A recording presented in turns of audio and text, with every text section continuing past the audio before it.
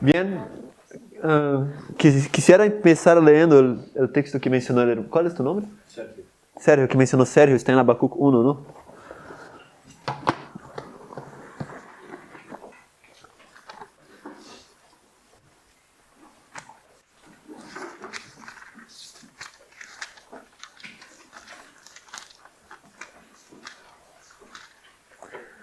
Creo que es Habacuc 1.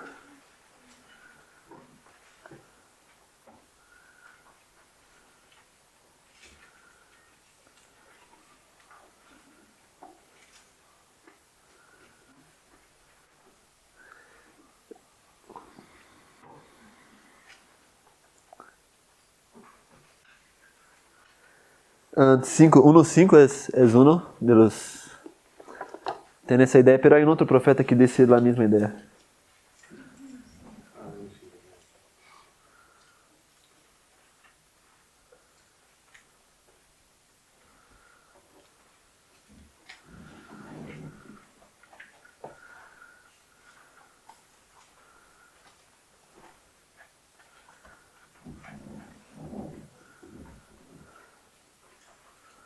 ¿Alguien puede leer? Mirad en las naciones y ved y maravillaos y asombraos, porque haré una obra en vuestros días que aun cuando se os contare, no la creeréis. Exato. Esse versículo está hablando de la ascensión de Babilonia, que era un pueblo que no era importante en aquel entonces. Y él dice que, y es lo que va a empezar a hablar en el versículo 6. Helena dice que es eso el significado, pero yo quisiera más sacar la idea, o sea, hacer una aplicación como Sergio hizo. Y creo que eso se puede sacar de otros profetas también. Hechos 13, 41. ¿Qué dice? No sé si alguien puede... Sí, lo tengo. Mirad, oh menospreciadores, y asombraos y desapareced, porque yo hago una obra en vuestros días, obra que no creeréis si alguien os la contare. Bien. Hay un otro texto de un profeta menor, que yo no me acuerdo dónde está, que dice que Dios va a hacer cosas maravillosas, que la gente va, o sea, yo tengo cosas maravillosas para decirles, pero ustedes los van a llamar de equivocación o algo así. Yo no me acuerdo dónde está. Pero la idea que yo quisiera transmitir con esos textos es que Dios tiene algo, cosas hermosas para decir, pero que la gente no le gustaría escuchar. Y yo creo que el tema que estamos estudiando, que es el tema de la naturaleza de la divinidad, tiene mucho que ver con eso. Si hacemos una recapitulación de lo que estudiamos, ¿alguien se acuerda de dónde empezamos?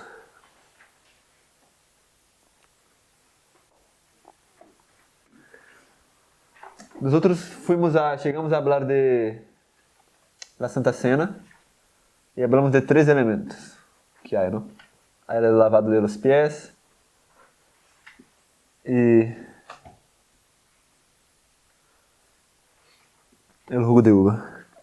Hablamos que teníamos que entender la naturaleza de Cristo para poder entender un poco la nuestra. Pero si ustedes abren las citas que yo les envié, no sé si todos tienen.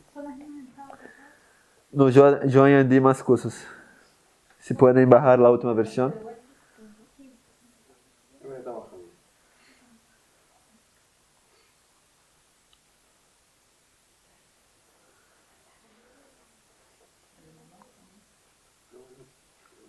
Si alguien puede enviarles las citas a Sergio y a, no sé tu nombre.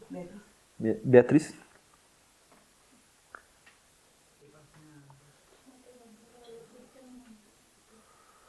Já leemos el princípio e basicamente habla que nós podemos ser participantes da natureza divina. Hablamos em la classe passada que isso passa, não é algo que vai passar no futuro da vida de um cristiano, pero que passa, eu posso poner acá, na conversão. Quando ele nasce de novo acá. En el nuevo nacimiento.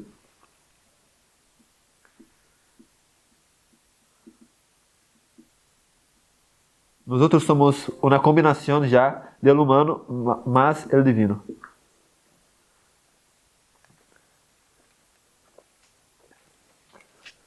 ¿Se acuerdan de eso? ¿Que vimos eso ya? de que é aí donde isso passa. Hablamos que o poder para vencer está en essa parte de nossa natureza, na parte divina que nós recebemos por el nuevo nacimiento. E eu quisiera bajar a la parte, eu vou saltar um pouco. Hoje quisiera ver a la parte de el crecimiento espiritual. Pero antes eu quisiera discutir um pouco a natureza de Cristo, porque houve distintas posições na semana passada. E eu quisiera simplesmente mostrar-lhes alguns textos que para mim são muito claros. Está na página, há um título, La Humanidade de Cristo. Página 10. Podemos ler a primeira cita? Creio que foi com esse pensamento que nós terminamos a semana passada. ¿De qué libro? ¿Humanidad de Cristo? Empieza La Humanidade del Hijo de Dios. Está em Mensajes Selectos, la cita, pero en la página 10 de los apuntes. 1MS, Mensajes Selectos, 286.1.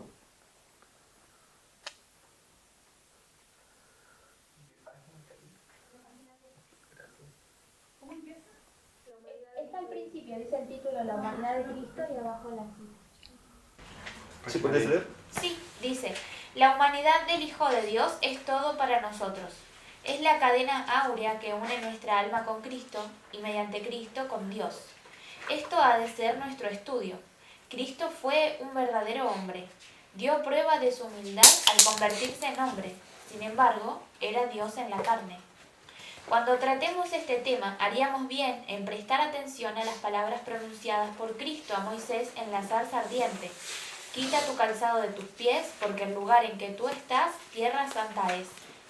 Debiéramos emprender este estudio con la humildad del que aprende con corazón contrito, y el estudio de la encarnación de Cristo es un campo fructífero que recompensará al escudriñador que cava profundamente en procura de la verdad oculta. Bien. Me parece interessante porque quando Moisés recebe essa fala, estava diante da zarza ardiente. E terminamos com essa ideia de que o tema que vamos estudar era um tema delicado que temos que tomar com muita reverência, porque tem muitos impactos.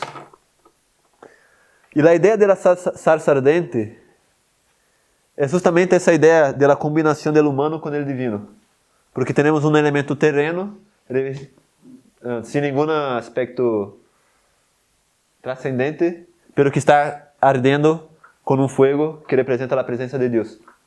Então, é algo, a visão de la zarza ardiente é um exemplo de la combinação do humano com o divino. E é nessa cena que a Moisés é pedido que quite suas sandálias. Né? Então, essa é a ideia de lo que temos que fazer para estudar esse tema. Bien, podemos ler a próxima cita também. Aunque no tenía ninguna mancha de pecado en su carácter, condescendió en relacionar nuestra naturaleza humana caída con su divinidad. Al tomar sobre sí mismo la humanidad, honró a la humanidad. Al tomar nuestra naturaleza caída, mostró lo que ésta podría llegar a ser si aceptaba la amplia provisión que él había hecho para ello y llegaba a ser participante de la naturaleza divina. Bien, nosotros terminamos la semana pasada hablando de que el pan sin fermento era un símbolo de qué? Del cuerpo de Cristo.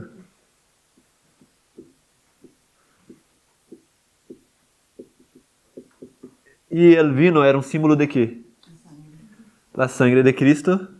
Y la sangre tiene qué importancia en la Biblia? Simboliza qué? La vida. E que hablamos dessa vida? Que tipo de vida estamos recebendo quando tomamos del cálice? La vida humana ou la vida divina? La vida divina, porque a vida humana não me pudiera dar vida eterna. Então, eu tenho que receber dessa vida acá. Então, hablamos de que o corpo era sua humanidade, pero que o cálice era sua divinidade. E que é isso que Cristo nos quer dar. Se Ele nos limpia e nos oferece sua natureza. E basicamente essa cita é o que Es un resumen de eso que discutimos. Porque dice, al tomar nuestra naturaleza caída, mostró lo que o sea, nuestra naturaleza caída podría llegar a ser, si aceptaba la amplia provisión que Él había hecho para ello, y llegaba a ser participante de la naturaleza divina. Entonces nosotros, lo que yo digo de que parece algo maravilloso, pero que difícil de creer, es eso, es que yo puedo tener la vida de Cristo en mí, que yo pueda ser un hijo de Dios, así como Cristo fue un hijo de Dios acá en la tierra. Esa es la esencia del ensinamiento que estamos tratando de estudiar en esta serie de estudios. No sé si me siguen. Bien. Entonces eso tiene impactos interesantes, porque yo quiero empezar ahora a comparar y contrastar nuestra naturaleza, como nacemos en pecado, o sea, nuestra condición del hombre natural cuando nace, con la condición de Cristo cuando nace. Después, del hombre cristiano después del nuevo nacimiento, queremos comparar con Cristo también. No sé si me siguen. Entonces quiero comparar y contrastar la naturaleza de Cristo. Yo voy a borrar eso acá, esa línea de abajo. Yo puse solamente para nos acordarnos que esta unión del humano con el divino, por más maravillosa que podamos pensar, porque a veces el cristiano a veces anhela un momento en el futuro donde va a tener superpoderes. O sea, están riendo, pero es como que no va a llegar un día donde de repente voy a tener y todo va a ser fácil. Pero entender que eso pasa acá en el comienzo de tu caminata te ayuda a entender que esa tiene que ser tu experiencia hoy. Que ya tenés superpoderes. Poniendo así. Bien. Y por eso es difícil, porque nosotros no nos gusta ya tener las respuestas. Queremos tener una excusa, más que una respuesta. Bien. Entonces, primero quiero contrastar qué hay de distinto de nuestra naturaleza con la naturaleza de nuestra naturaleza cuando nacemos en la condición natural. ¿Qué quiere decir? Yo voy a hacer acá 3 dibujos de Adán. Eso es Adán cuando fue criado en el Edén. Estaba vestido de justicia. ¿Es otro color la vestidura? Es de azul, yo puse acá. Después del pecado, acá está el pecado, él perdió sus vestiduras de justicia, estaba desnudo. Acá está contento, voy a poner, y acá está triste. Pero después él se convirtió.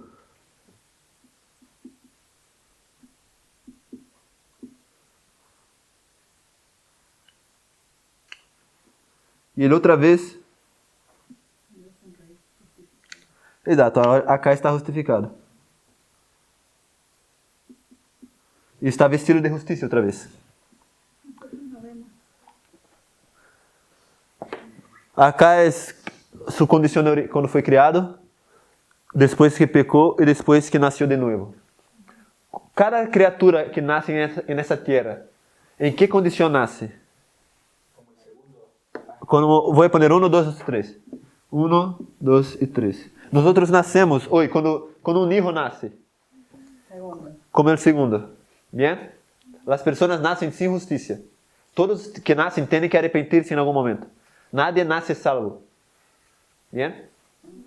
Por mais que minha madre seja uma santa, ponemos, vou a nascer um pecador e tenho que arrepentir-me. Capaz é mais fácil que se eu cresço no ambiente, tudo isso está involucrado. Não? Por isso Sansón foi elegido, ele se elegeu a madre. Por isso Elizabeth foi elegida, e Maria também. Pero bem, o ser humano nasce nessa condição. Pero vamos ver que Cristo nasce nessa condição ou nessa condição. Ou seja, nasce vestido de justiça. Como el 1. Exato. Com relação às roupas, sim. El 1 y el 3, ¿qué diferencia en el dibujo tiene o qué quieres resaltar? Qual é a diferença no dibujo del 1 a 3? Se essa pessoa acá é Adão, vou poner acá. Essa pessoa é Adão.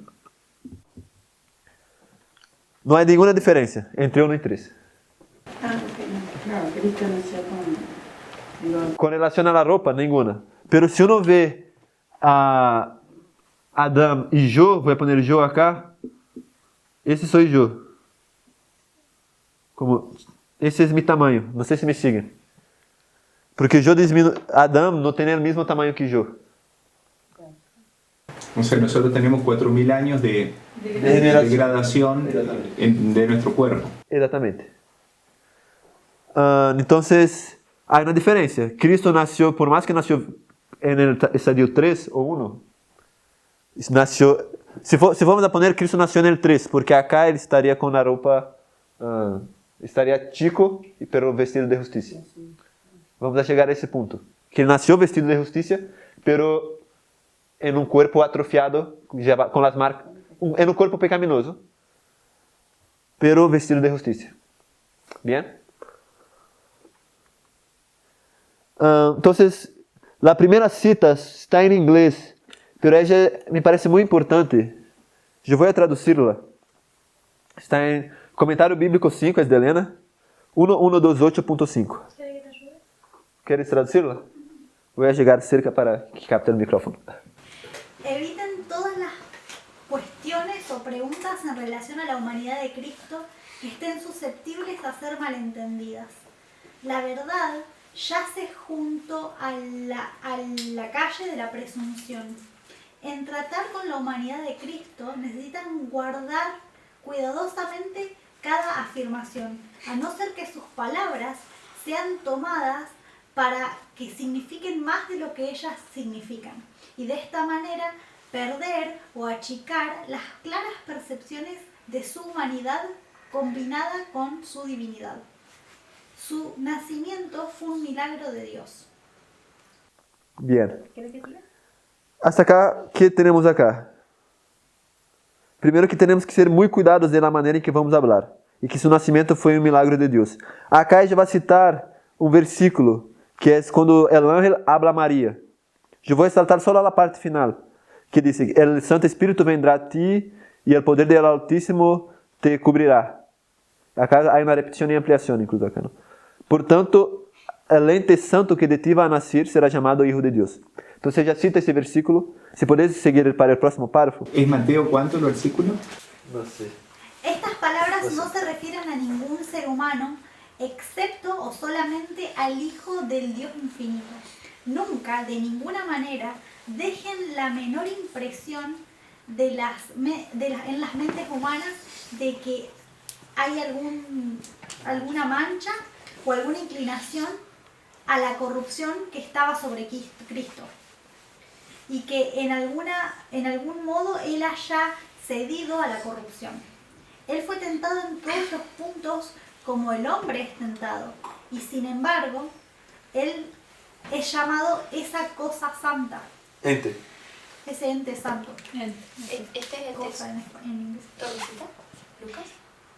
Ahí. Este es el misterio que se dejó sin explicar a los mortales, que Cristo podía ser tentado en todos los puntos como lo somos nosotros, y sin embargo estar sin pecado.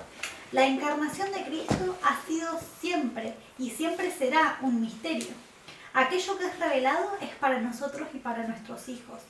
Que todo ser humano esté avisado, o que esté advertido del hecho de hacer a Cristo completamente humano, así como nosotros somos, porque esto no puede ser así.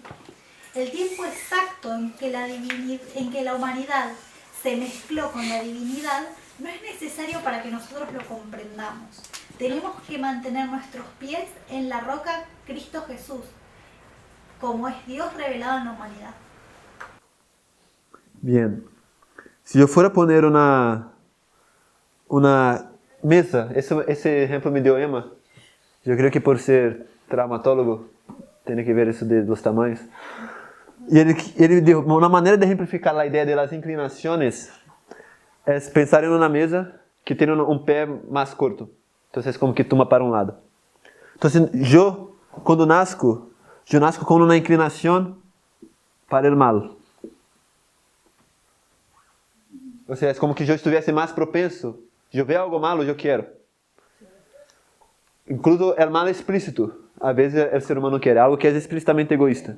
Pero quando o pecado foi apresentado a Adão, não pudo ser apresentado de uma maneira explicitamente mala. Tuvo que ser encoberta porque Adão não tinha uma inclinação para o malo, tinha uma inclinação para o bem. ¿Me siguen? Si no hubiera sido, Podría ser engañado. No hubiera sido engañado. Exatamente, não hubiera sido um engano. Então, Cristo tinha uma inclinação para o mal ou tinha uma inclinação, vou dizer assim, tinha uma inclinação para o bem. Ustedes podem ver isso da cita. Não sei se essa, há uma outra cita que vai dizer que ele tinha uma inclinação para o bem, mas essa diz que ele não tinha uma inclinação para o mal, por lo menos. Bien. Eduardo quiere...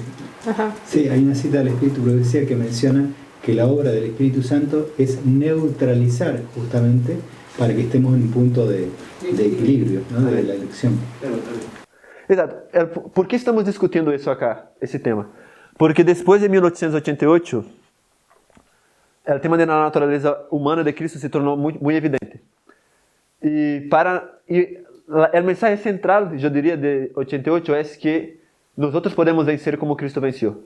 E isso é uma verdade absoluta. A dificuldade é que algumas pessoas logram chegar a dizer isso, ponendo como que Cristo hubiese nascido com essa condição e que hubiese tenido que lutar como nós outros para que assim ele pudesse ser um exemplo em todas as coisas. Ou seja, que para que a luta seja semejante, porque ele tuvo que lutar como nós outros, pero que para a luta pudesse ser equivalente, ele tivesse que nascer nessa condição. Pero vamos a ver que isso que estamos vendo de que ele haya nascido assim é um evangelho maravilhoso, é uma boa notícia. ¿Por quê? Porque é isso o que nós também podemos ter. Ou seja, nós podemos ter a experiência de estar inclinados hacia o bem e a todo mal explícito vos lodes e van a venir tentações todavia. Pero, o sea, é distinto o processo. Então, isso que quero mostrar-te. Estudar a natureza de Cristo, por mais que a princípio, para alguns pode pensar, sim, pero se sacasse Cristo dessa condição, eu estou perdendo um exemplo. Em realidade, vas a ver que quando nasces de novo, tens o privilégio de ter essa experiência. Então, você estás ganhando mais poder. Não sei se me siguen. Bien. Podemos seguir para a próxima cita, está em castelhano. Cristo Triunfante, 22.5. A Cristo se lo llama el segundo Adán. En una condición de pureza y santidad, en estrecha relación con Dios y siendo objeto del amor divino, Jesús comenzó donde el primer Adán se inició. Sin embargo, el primer Adán gozó en cada aspecto de una situación más favorable que la de Cristo. La maravillosa provisión provista en Edén para la santa pareja fue hecha por un Dios que los amaba. Todo en la naturaleza que los circuía era puro y sin mancha. Las frutas, las flores y los hermosos y encumbrados árboles abundaban en el jardín de Edén. Está bien. Entonces acá dice que Cristo ele nació con vestido, yo podría poner así, de justicia. Bien, y que ele empezó con relación a santidad y rectitud igual que Adán. Yo no empiezo cuando nazco de mi madre igual que Adán. Pero quando nasco en el reino, esa es la cuestión. Cuando yo nazco en el reino, yo nazco con el poder para llegar a tener eso completamente en mí. Bien. O sea, con una inclinación hacia bien. Exatamente. Vamos a ver que isso não passa. Não sei se... Bueno. A próxima cita vai falar acerca do nascimento de Cristo e de sua inclinação para ser el bien. Se alguém pode ler. No es correcto decir como lo han manifestado muchos escritores que Jesucristo era semejante a todos los niños. No era como todos los niños. Muchos niños son mal educados, pero José y especialmente María conservaron ante ellos el recuerdo de la paternidad divina de su Hijo. Jesús fue instruido de acuerdo con el sagrado carácter de su misión. Su inclinación a hacer lo correcto fue un premio constante para sus padres. Sí, yo puse en inglés porque no sé si tiene el mismo. Fue una gratificación constante para sus padres. ¿No? Ok, porque en portugués. Gratificación, sí, pero gratificación está bien, mejor dicho. Ok, então foi uma gratificação constante o hecho de que Cristo tinha uma inclinação hacer el correcto. Abajo es de la misma revista, pero ahora en inglés, que yo puse, en portugués está en la meditación matinal, Hijos y Hijas de Dios, pero en inglés está en Youth Structure. Y dice, nadie al mirar al semblante infantil brillando con la animación, podría decir que Cristo era semejante a las otras crianças. Ele era Deus em carne humana. Niño. Claro. Claro, gracias. Bien. Vamos saltar a la próxima negrita. Eu creio que esse ponto já está um pouco bem enfatizado, pero faltam poucas citas. A próxima negrita está em Testemunhos para a Igreja 2. Está mal traduzida em castelhano, então por isso quero lerla. Eu puse en el medio la parte que está mal traducida, eu puse en el original en inglés. Dice que Cristo Él es nuestro ejemplo en todo. Se hermana con nuestras flaquezas, pero no alimenta pasiones semejantes a las nuestras. Como no pecó, su naturaleza rehuía el mal. En inglés está, Él es nuestro hermano en nuestras enfermedades. O sea, es un poco distinto. Y dice, pero no en poseer semejantes pasiones. En castellano dice que Él no alimenta pasiones. Pero Exatamente. Entonces, en inglés dice que Él no posee las mismas pasiones que nosotros. Y ahí va a explicar qué quiere decir eso. El hecho de las pasiones. Como Él sin pecado, su naturaleza se rehuía el mal. Entonces, la cuestión de las pasiones no quiere decir que Cristo no tenía sed, hambre, apetito sexual o esas cosas que Adán también tenía. Pero quiere decir que Él no tenía pasiones para el mal como nosotros tenemos. ¿Bien? Entonces, eso es lo que... ¿Puedo comentar algo? Sí. Que yo estaba pensando, o sea, cuando hablamos que Cristo tenía, digamos, una inclinación para el bien y nosotros para el mal, parece algo injusto. Pero al mismo tiempo, en realidad, cuando tenemos que ser semejantes a Jesús, cuando nos es exigido eso, es después de la experiencia del bautismo. Entonces, porque nacemos con la justicia de Cristo, que es después del bautismo, ahí sí nuestra experiencia tiene que ser igual a la de Cristo. Exactamente. Porque tendríamos la inclinación hacia el bien. Exactamente. Cristo es un ejemplo para mí después que yo nazco de nuevo. O sea, Él no necesitó arrepentirse ni nada de eso. Por eso nuestra experiencia solamente es después del bautismo. Exactamente. Gracias. La última cita está hablando de que Cristo fue tentado, está en inglés. ¿Puedes leerlo? Voy a dar un ejemplo de la primera, de que habla de que las dos, ya leímos una parte de esa en el estudio pasado, que dice que las dos naturalezas se unieron, pero no, el divino no se tornó humano, ni el humano se tornó divino. Exacto, pero empezar de la próxima, del próximo parte. Sí. Difícil, ¿no?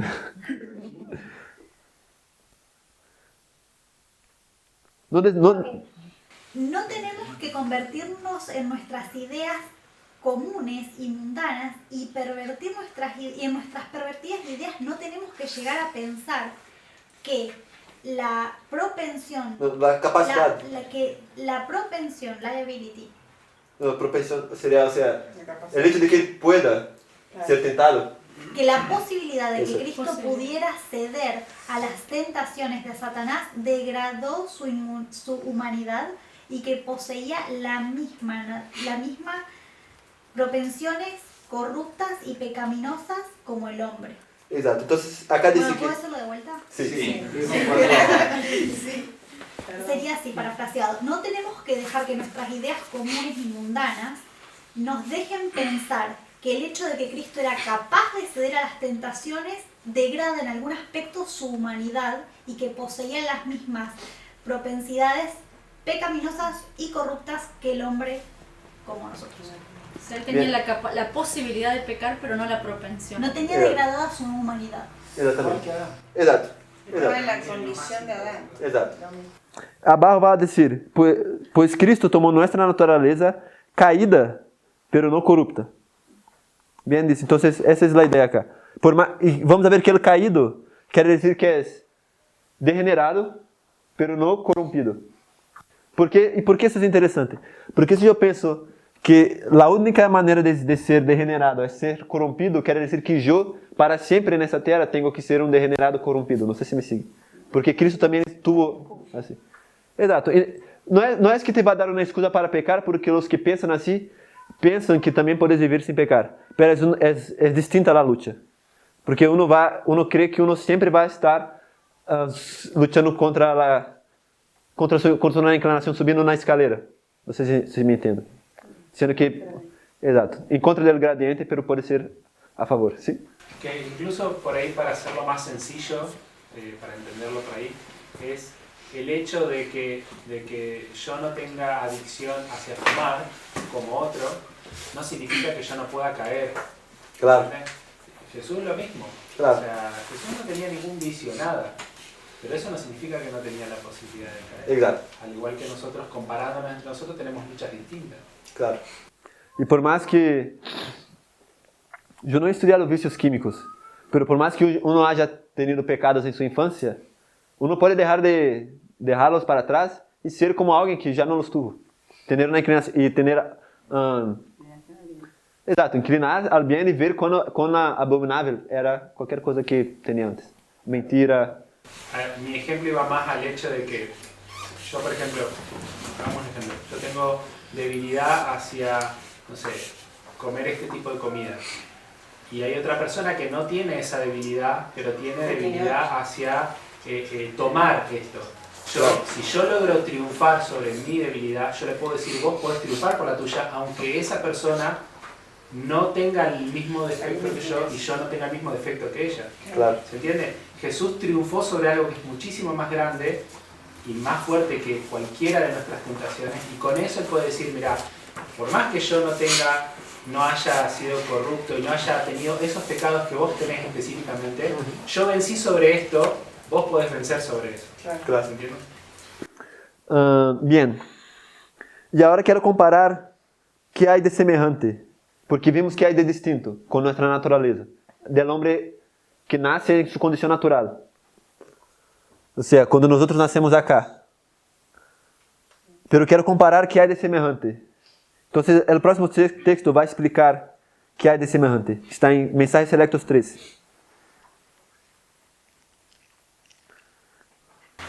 Cristo, el segundo Adán, vino en semejanza de carne de pecado.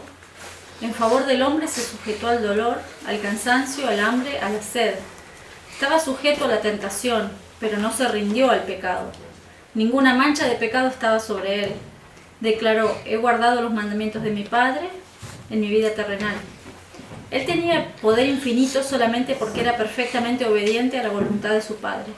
El segundo Adán soportó la prueba y la tentación para llegar a ser el dueño de toda la humanidad. No sé si se acuerdan de dónde terminamos. Yo no resalté acá. Bueno, voy a hacer el punto primero, que está resaltado. ¿Qué es que hay de común con nosotros cuando nacemos ya? O sea, con todo... física. Exato. Y eso nosotros vamos a seguir teniendo después que nacemos de nuevo.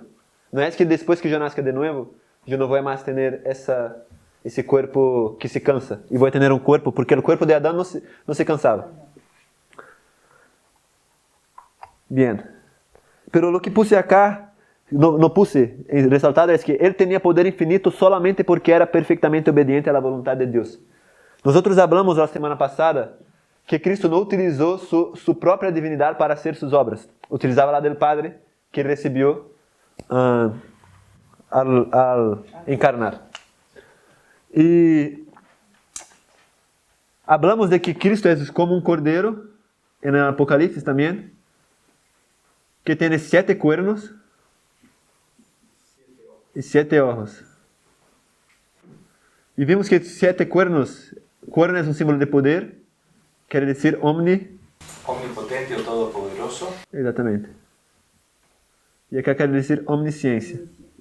Omnipresente. Y omnipresencia. Bueno, voy a poner omnisciencia.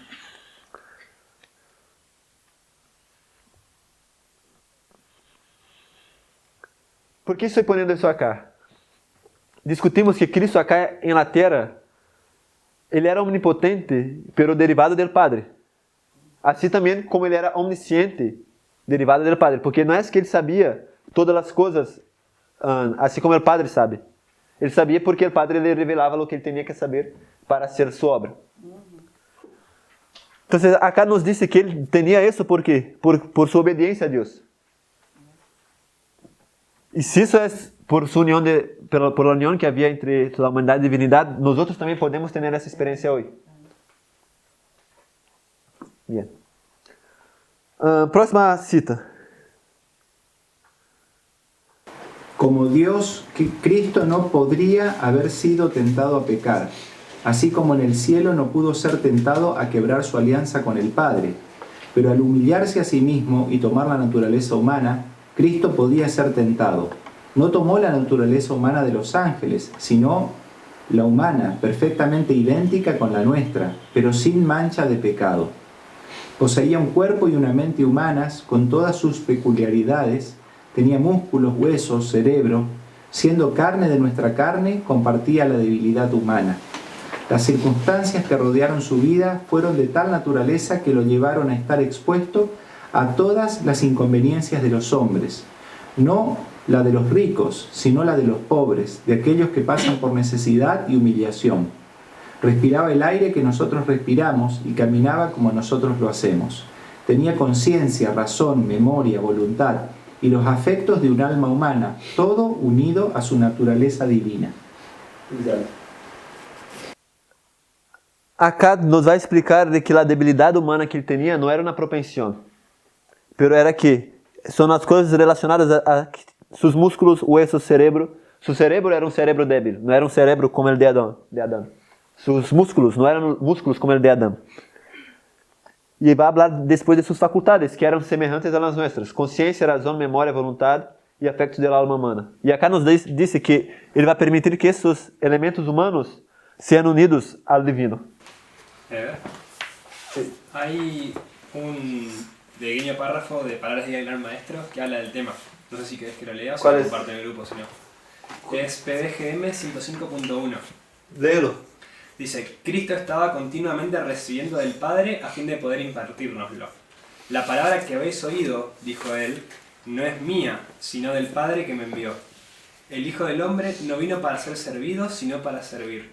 Él vivió, pensó y oró, no para sí mismo, sino para los demás. De las horas pasadas en comunión con Dios, Él volvía mañana tras mañana para traer la luz del cielo a los hombres. Diariamente recibía un nuevo bautismo del Espíritu Santo. En las primeras horas del nuevo día, Dios lo despertaba de su sueño, y su alma y sus labios eran ungidos con gracia para que pudiese impartir a los demás. Sus palabras le eran dadas frescas de las cortes del cielo, para que las hablase en sazón al cansado y oprimido. Él dice: el Señor Jehová me dio lengua de sabios, para poder hablar en sazón palabra al cansado. Despertará de mañana, despertárame de mañana oído, para que oiga como los sabios. Excelente, ¿no? Compartir igual. PVRM 105.1, ¿no? Bien, es esa y va a subir en el grupo. Bien, vamos a ver entonces qué nos da la encarnación de Cristo. O sea, quiere decir que, ¿cuál es el plan de Dios con eso? La próxima cita va a hablar acerca de eso.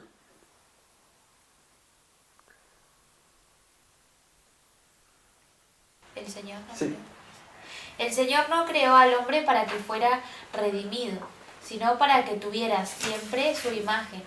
Pero debido al pecado el hombre perdió la imagen de Dios.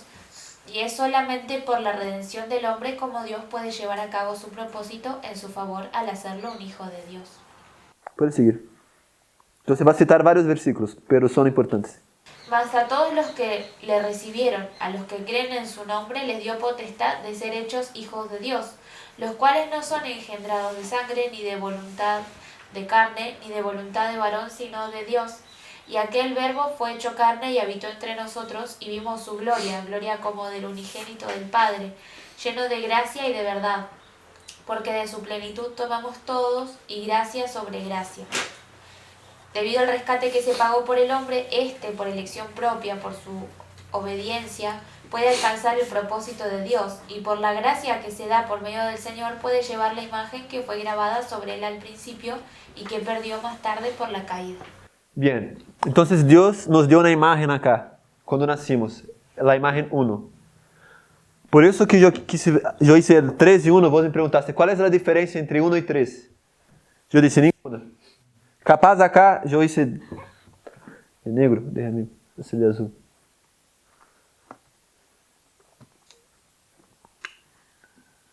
La diferencia es el tamaño. Pero si pensamos que Dios está mirando al hombre interior, al corazón, es la misma imagen. Igual que si uno ve essa estátua acá del Nabucodonosor, sabe, es la misma imagen que la verdadera estátua, digamos.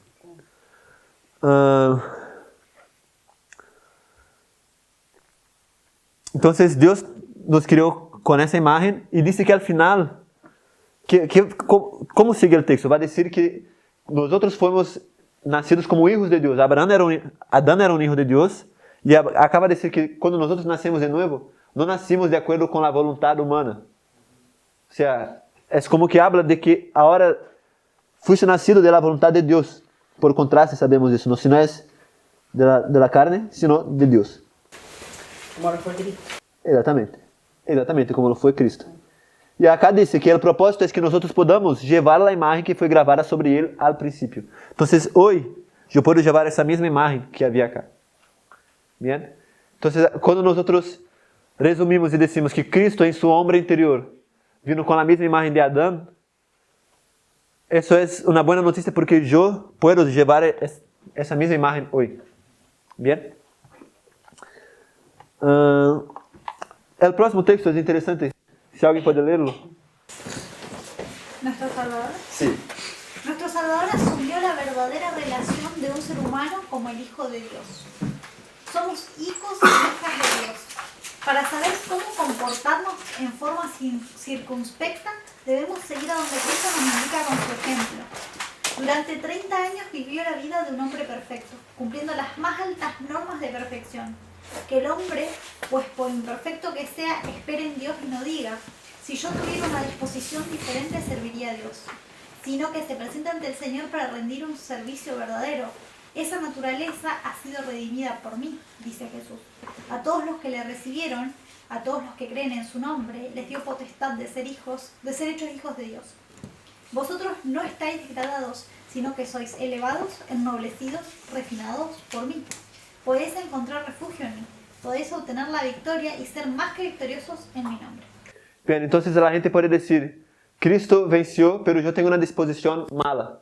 Entonces lo que dice es, yo redimí tu naturaleza. O sea, no es simplemente, la redención no es simplemente algo externo que va a pasar en los registros del cielo. Bueno, yo acepté a Cristo, está escrito perdonado y no pasó nada en tu ser. La redención es una redención de tu naturaleza también. Hay un cambio en vos. Bien? ¿Y qué pasó con su naturaleza? No estamos más degradados, sino que somos elevados, ennoblecidos y refinados por Cristo. Bien?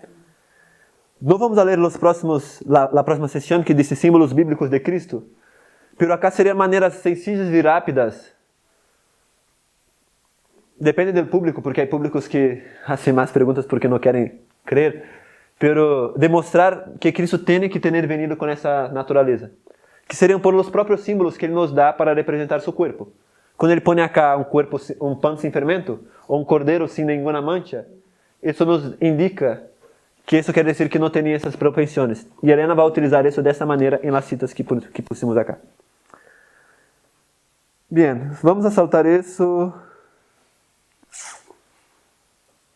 No vamos a leer essa próxima parte de la tentación de Cristo. Es interesante, si después ustedes quieren ver, va a tener consecuencias interesantes para nós, pero quiero volver para la página donde empieza crecimiento, el crecimiento espiritual.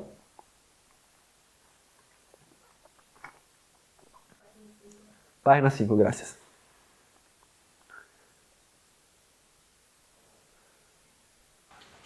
¿Ese es el primer párrafo? Sí, pero antes vamos a leer 2 de Pedro 1, 3. 3 y 4.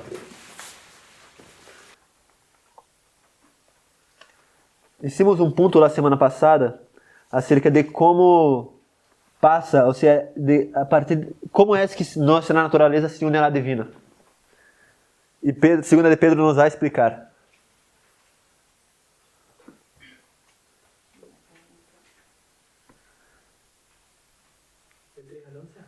Solo 3 y 4.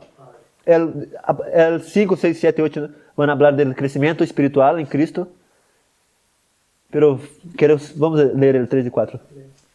Como todas las cosas que pertenecen a la vida y a la piedad nos han sido dadas por su divino poder, mediante el conocimiento de aquel que nos llamó por su gloria y excelencia, por medio de las cuales nos ha dado preciosas y grandísimas promesas, para que por ellas llegaseis a ser participantes de la naturaleza divina, habiendo huido de la corrupción que hay en el mundo a causa de la concupiscencia.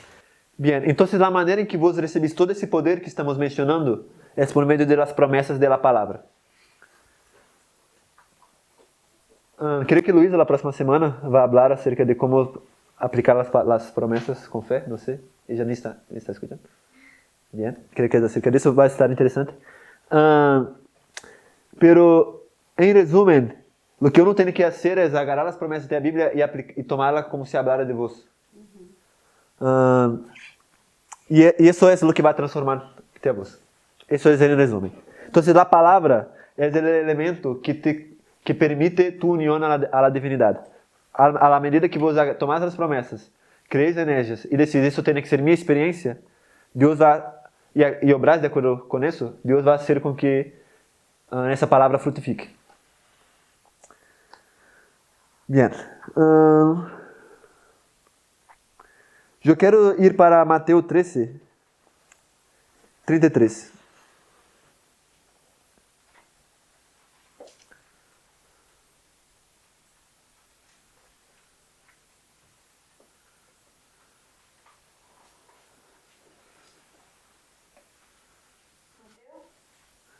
Exatamente. Exato. Otra parábola les dijo: el reino de los cielos es semejante a la levadura que tomó una mujer y escondió en 3 medidas de harina hasta que todo fue leudado. Bien, entonces Cristo va a empezar con una parábola ahora. Hay 3 medidas de harina y el fermento acá va a tener una connotación positiva. Acá está la harina en potes y va a poner fermento en esas 3 medidas. Nosotros vamos a ver que esa fermentación representa la obra de la palabra en el ser humano. Porque yo quiero mostrarles, nosotros hicimos un dibujo de que santificación no es pecar cada vez menos. Cuando uno es justificado, mencionamos, no sé si probamos acá, pero que la justificación es dejar de pecar.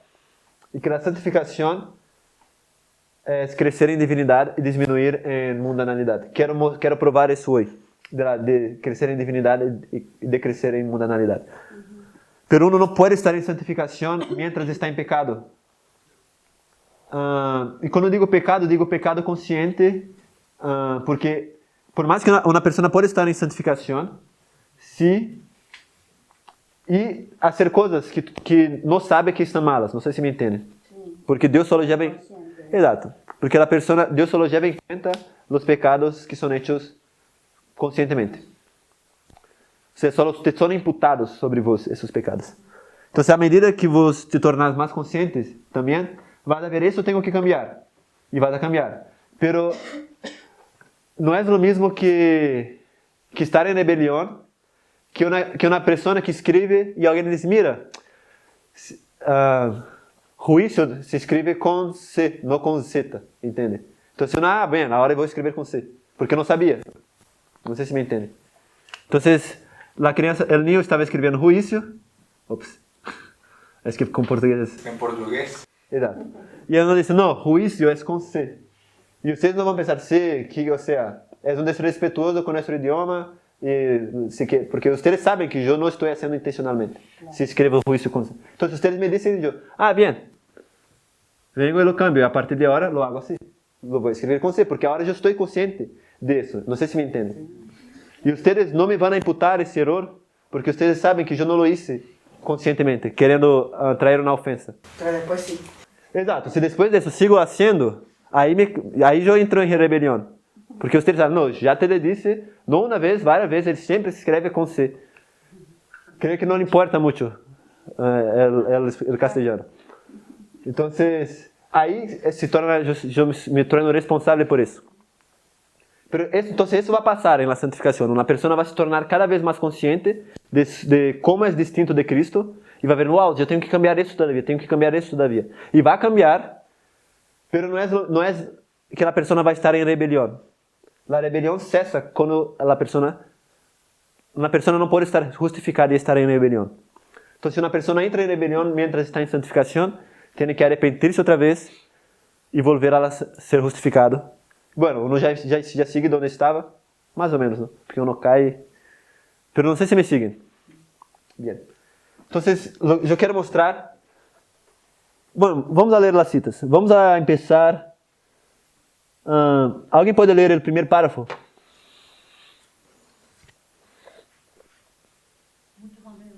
Sí. Ese párrafo es el inicio del capítulo donde Elena va a discutir esa parábola. Yo quiero ponerlo para que tengan una idea del contexto. Muchos hombres educados y de influencia habían venido a oír al profeta de Galilea. Algunos de ellos miraban con curioso interés la multitud que se había congregado alrededor de Cristo mientras enseñaba a la orilla del mar. En esta gran multitud se hallaban representadas todas las clases de la sociedad.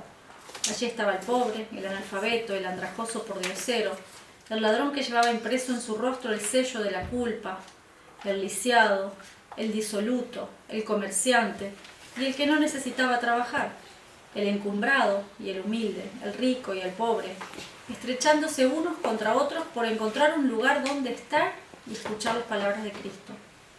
Al echar un vistazo a estos hombres cultos sobre la extraña asamblea se preguntaron: ¿se compone el reino de Dios de semejante elemento? Nuevamente el Salvador contestó con una parábola. Bien. Entonces acá, ¿cuál es el escenario? Hay mucha gente de varios tipos, gente rica, gente pobre, gente bien presentada, gente que se presenta mal. Y unos cultos miran eso y piensan, ¿puede ser que el reino de Dios sea eso? Porque Cristo Juan Bautista empezó anunciando el reino de Dios. ¿Y qué pensaban ellos? Que iba a haber un rey con gloria. Y aparece Cristo con un monte de pecadores, de gente rara, un poco como nosotros. Y la gente mira, ¿qué es eso? ¿Cómo puede ser que ese sea el reino de Dios? Entonces ahí él va a contar esa parábola, que es la parábola de la levadura, que es el próximo versículo. El reino de los cielos es semejante a la levadura que tomó una mujer y escondió en 3 medidas de harina, hasta que todo quedó leudo. Bien, lo que yo quiero mostrarles, cuando yo introduzco eso, cuando la introducción, es que esta parábola del fermento está hablando de qué reino. El de Dios. Sí, pero de gracia o de gloria. Si estudiáramos más las parábolas de Mateo 13, iba a ser más fácil contestar. Pero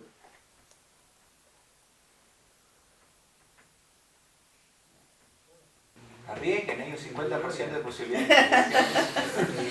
yo voy a ser más expositiva a las clases porque ya me estoy yendo. Entonces, así puedo cubrir más contenido. Pero es bueno discutirmos. Pero yo creo que es el reino de gloria. Por algunos motivos. Cuando una persona nace, ella nace en el reino de gracia, de gloria o en ningún reino. No sé si me entienden. En ningún reino. En el de gracia. Cuando una persona nació en la tierra. En ningún reino. Bien, entonces, ¿cómo esa persona tiene que hacer para salvarse? Nacer de nuevo. Nacer de nuevo. ¿No es que nuestro nombre ya está escrito en el libro de la vida cuando nacemos? No, cuando lo bautizamos. Bien, cuando nos bautizamos. Este libro de la vida es un libro para que pone tu nombre ¿a dónde? ¿En el reino de gracia o en el reino de gloria? Pero dice que estás inscrito desde antes de la fundación del mundo. Bien, pero ese nombre está en qué reino entonces? ¿De gracia o de gloria? En el de gloria. Entonces el nombre está en el reino de gloria.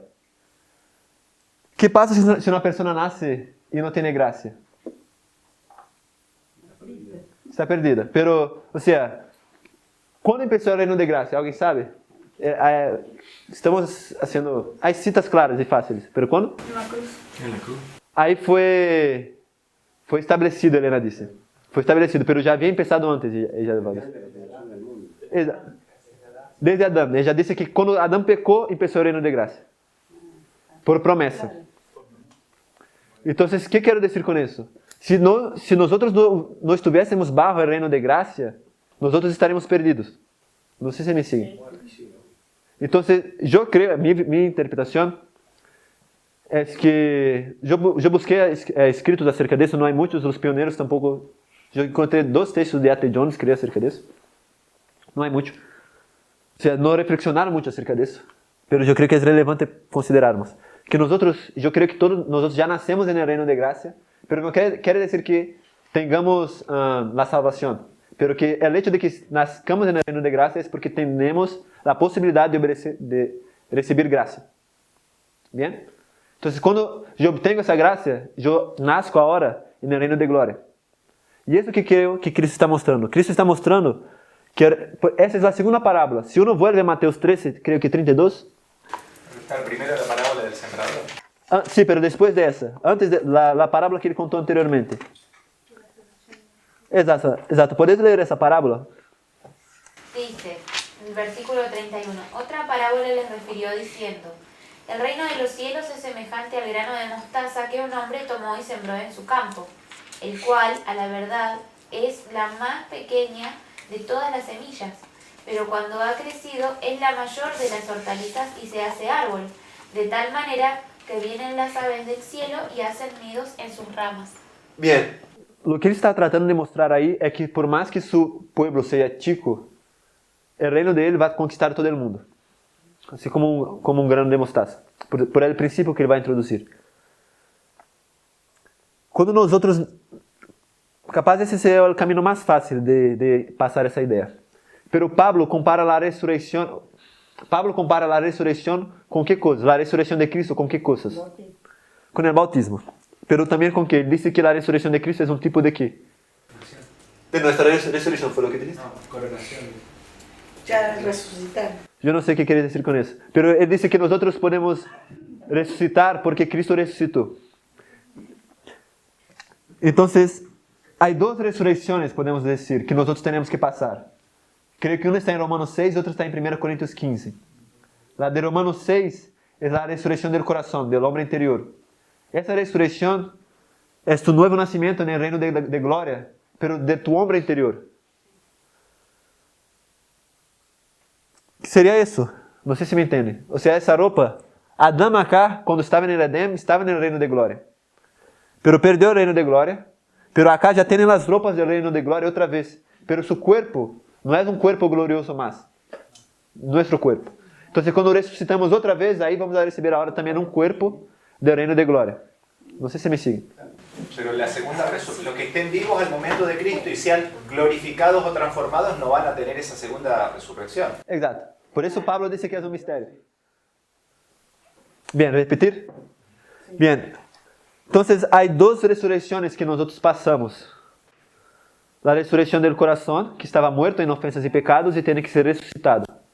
Si estaba muerto y eres resucitado, tu coração é um coração de reino de glória já. Isso que quer dizer é que é um coração como o coração de Adão.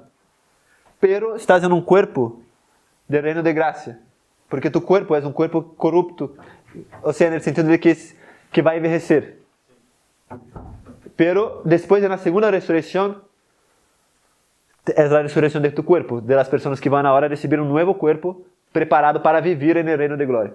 No sé si me siguen. Claro, quizás la segunda resurrección es la glorificación, que es la transformación del cuerpo exterior. Claro. No sé la si primera resurrección tiene que ver más con la transformación del hombre interior. Externamente seguimos siendo igual, estamos, claro, pero nuestro corazón ya... Claro. Yo estoy evitando de usar el termo glorificación porque es un término completamente doctrinario. ¿Qué quiere decir? No está en la Biblia ni en Helena. Entonces, yo no sé... A veces eso nos puede cegar para algo que no sabemos. Claro, pero Pablo dice que seremos transformados en un abrir y cerrar de ojos, y eso se refiere al cambio exterior de... No, yo estoy de acuerdo con el concepto que decís. Solo te estoy explicando por qué no estoy usando el término glorificación. No sé si me entiende. Yo busqué en Helena glorificación y ella no va a hablar de la manera que nosotros hablamos. Ni en la Biblia. Bien. ¿Cómo va a seguir la cita? La cita va a decir... Voy a saltar las próximas partes por el tiempo. Pero vamos al párrafo PVGM 70.4. La levadura escondida. Sí. La levadura escondida en la harina trabaja en forma invisible para hacer que toda la masa se halle bajo el proceso del leudamiento. Así la de levadura de la verdad trabaja secreta, silenciosa e invariablemente para transformar el alma. Las inclinaciones naturales son mitigadas y sometidas. Nuevos pensamientos, nuevos sentimientos, nuevos motivos son implantados. Se traza una nueva forma del carácter, la vida de Cristo. La mente es cambiada, las facultades son despertadas para obrar en nuevas direcciones. El hombre no es dotado de nuevas facultades, sino que las facultades que tiene son santificadas. La conciencia se despierta. Somos dotados de rasgos de carácter que nos capacitan para servir a Dios. Bien, entonces acá habla de inclinaciones naturales que van a ser mitigadas y sometidas y que vamos a recibir también nuevas cosas. Entonces hay un sometimiento por un lado y nuevos pensamientos, nuevos sentimientos y nuevos motivos nosotros recibimos. Bien, hay dos cosas pasando acá. Por eso voy a dibujar algo bajando y algo subiendo.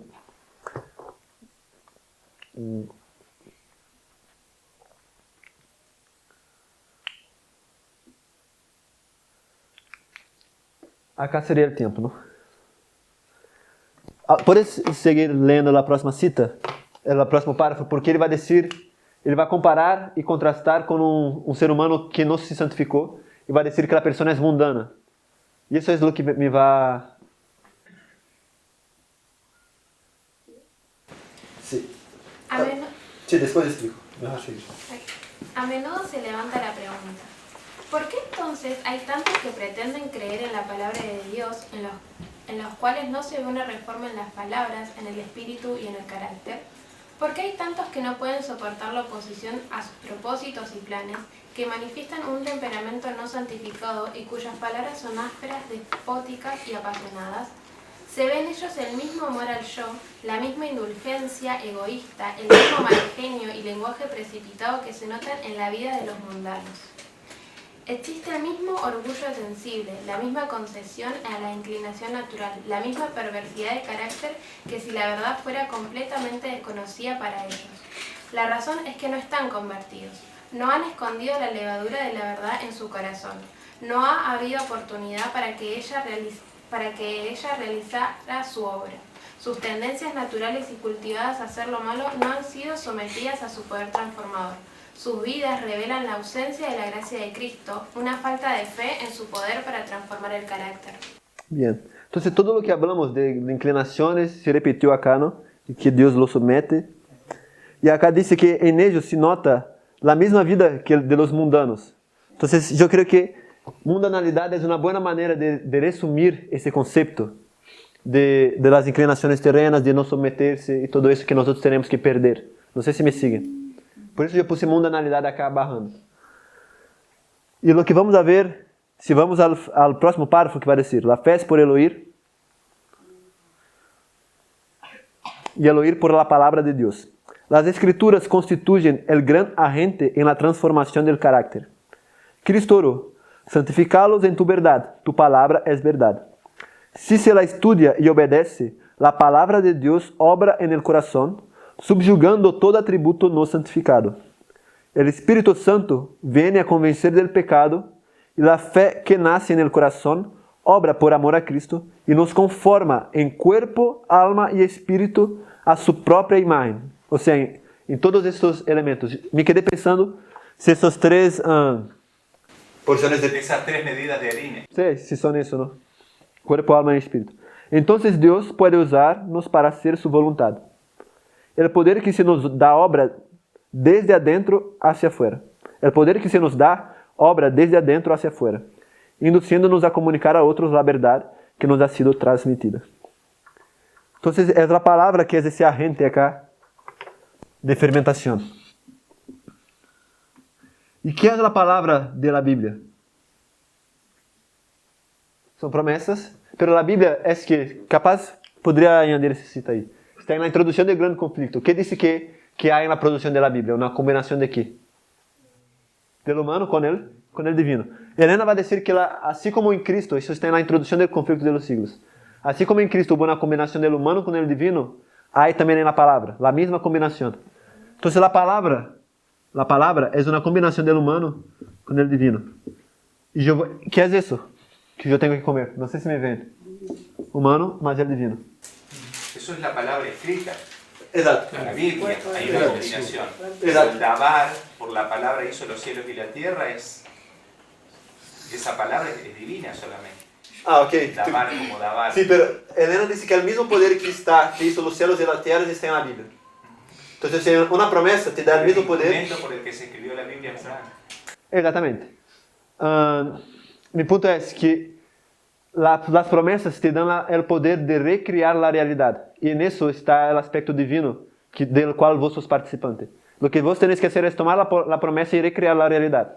Porque vas a tomar la palabra que creó el mundo y lo vas a recrear otra vez. Cuando pones la fe. No sé si me sigue. Yo dije promesa por lo que leímos en 2 Pedro. Ah, sí, yo vi. Sí, yo. Exacto. Bien. Creo que podemos quedarnos por acá. La próxima cita nos ajudaria a ver também outra vez a ideia de mundanalidade. Eu creio que eu puse acá por isso. Pero vamos a saltar um pouco, porque quero terminar acá, e é só uma parábola mais. Vamos à parábola de Mateus 13, 24 a 30. E eu vou dizer-lhes os contextos, as citas que estão acá, e depois, só para que eu termine a ideia.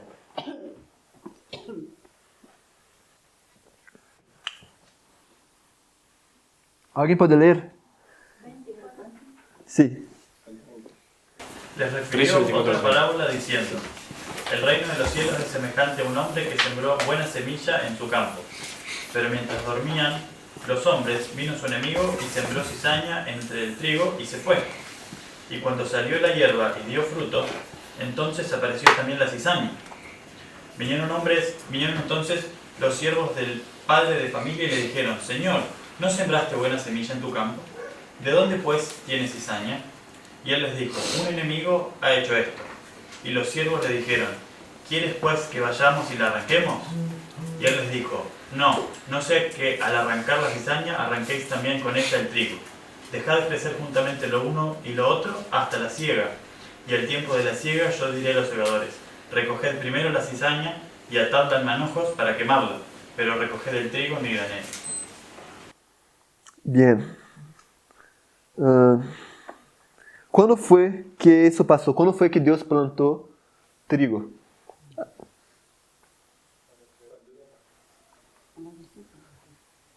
Con los discípulos, cuando creó la tierra. En cada generación. Cada generación. Y el enemigo planta cizaña. Bien. Pero si vamos a la primera idea de la parábola, porque ¿dónde termina esa parábola? Con la cosecha. Exato, que é quando? En la interpretación lo va a decir después. En la última generación. Entonces termina en la última generación, ¿cuándo tiene que haber empezado? En la primera. Entonces, ¿cuándo es que fue plantado? Con Adán. Entonces, lo que está diciendo es, Dios plantó a Adán en la tierra. ¿Y para qué Dios plantó a Adán en la tierra? Para cosecharlo. Eso es obvio. Pero si vamos al conflicto de los siglos, a las citas de Elena, Elena nos va a decir, está acá en las citas que yo les envié, que Dios plantó a Adán para poder sustituir el local que estaba vacío en el Edén por Satanás. Ese fue el plan. En el cielo, exactamente. Entonces él lo plantó acá para cosecharlo y llevarlo a su granero, que era el cielo. Pero ¿qué pasó en el medio del tiempo? El enemigo plantó cizaña. Exatamente, el enemigo plantó cizaña. Entonces, lo que yo les quiero mostrar es que acá, en el Edén, algo fue plantado que va a crecer. Exato. Para ser cosechado. ¿Cuándo? en la segunda venida.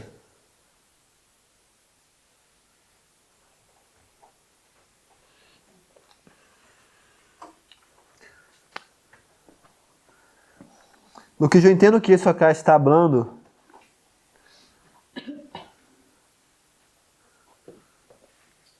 es de que la generación que va a sustituir las plazas que fueron dejadas vacías es una generación que va a tomar todo eso acá porque lo que tenemos, capaz hago así la pregunta, ¿qué elemento tenemos que creció durante ese periodo todo? No sé si me entiende. Porque hay que haber algo que creció acá.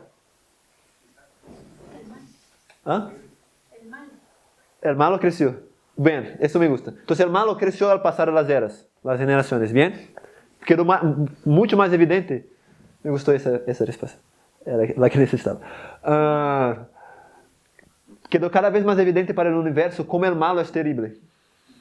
Bien, y ellos pudieron identificar. Llegó un punto, incluso fue en la cruz, ¿no? Donde quedó evidente para el universo que era trigo y que era cizaña. Que Satanás era cizaña, obviamente. Por eso él cae ahí. Deja de ser representante en el concilio celestial. Exatamente. Pero que también, por la parábola, sabemos que creció en ese periodo. El trigo, que representaría que si la cizaña es el malo, La iglesia cristiana. Exato. E isso por quê? Porque Deus foi revelando cada vez mais seu caráter ao largo da história. E isso e nós lo recebemos através da palavra. Não sei se me entendem. A revelação da palavra vem sendo cada vez mais ampliada e mais ampliada e mais ampliada. Helena habla algo com relação à última geração, que já tem privilégios que as outras não tiveram. Podemos dizer, por exemplo, Noé, que ahora tenemos la palabra, ellos no la tenían. Exato, e sabemos de todo o que passou antes. Abraão, quando le mandaram para matar o hijo, era que puede ser. No sabía de nada. Todo el cielo, dice, todos los ángeles miraron qué iba a pasar cuando Dios le pidió eso a Abraham. Exatamente. O sea, el universo estaba mirando qué pasaba ahí. Exato, porque a ellos estava sendo revelado também a santidade de Deus. Então essa revelação está aumentando. Então, lo que eu entendo acá, quando hablamos de 144.000, os que são cosechados são pessoas que tomaram essa palavra que foi amplificada ao largo das eras e la aplicaram na sua vida. Não sei se me entendem. Então, essa é a cosecha final acá. A palavra de Deus foi crescendo, a revelação de Deus, por meio da palavra de distintas maneiras, foi crescendo e nós temos que aplicar isso a nós outros. Não sei se me seguem. Bien. Y es para sustituir el sitio que quedó vacío. Podemos terminar por acá. La próxima semana, yo quiero estudiar con ustedes. La próxima semana no voy a estar en Uruguay, pido que oren. Luisa va a estudiar un tema importante que es cómo... Bueno, vamos a ver. Y después cuando vuelva yo quiero estudiar Apocalipsis 1. Que é a visão da divindade de Cristo. E quero ver como nós podemos aplicar esses atributos em nossa vida. Eu quero compartilhar isso porque eu creio que é uma das coisas que mais cambiou minha experiência cristiana. Quando às vezes eu estou vendo provas e eu estou mal, às vezes não me olvido, mas quando eu vou a orar acerca disso, é como que eu vou às nuvens outra vez e não sei explicar. Então, por isso quero compartilhar isso. Me ajuda muchísimo. Quando estou falando com a gente, eu me acuerdo disso, de que é meu privilégio ter esses atributos. Eu peço a orar, Senhor, dá-me ojos como llamas de fogo para entender. E é maravilhoso. Então, les quero poder compartilhar isso. E aí terminamos. Bien. Oramos.